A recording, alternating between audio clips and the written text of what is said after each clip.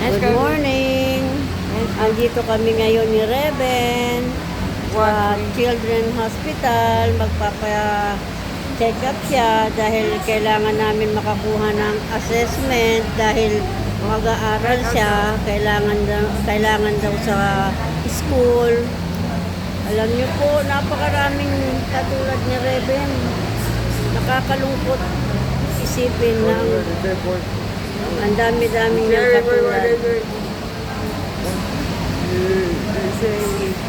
Tama nga si Atty. De Alba na nagtatumatakbong senador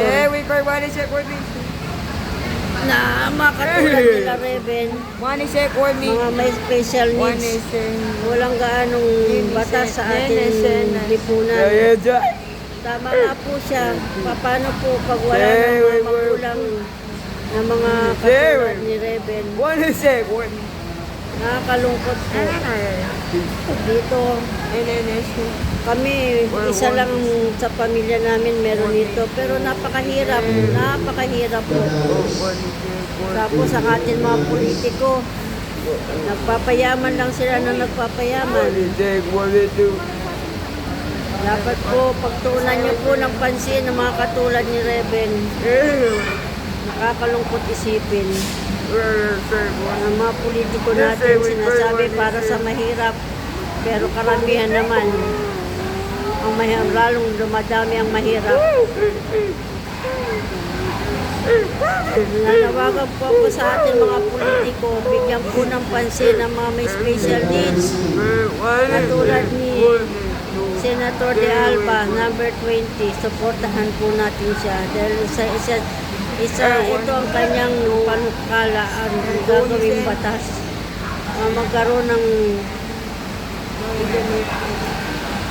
ng batas sa mga may mga special needs. Tulungan niyo po ang mga politika natin na may puso at totoong magmamalasakit sa ating sa gobyerno. Maraming salamat po at magandang umaga po. Hi na Reben, hi. Hi. Hi. Ngayon po, mag-isip-isip po tayo, magdasal po tayo para makaboto tayo ng tamang mga mamumuno sa ating bansa.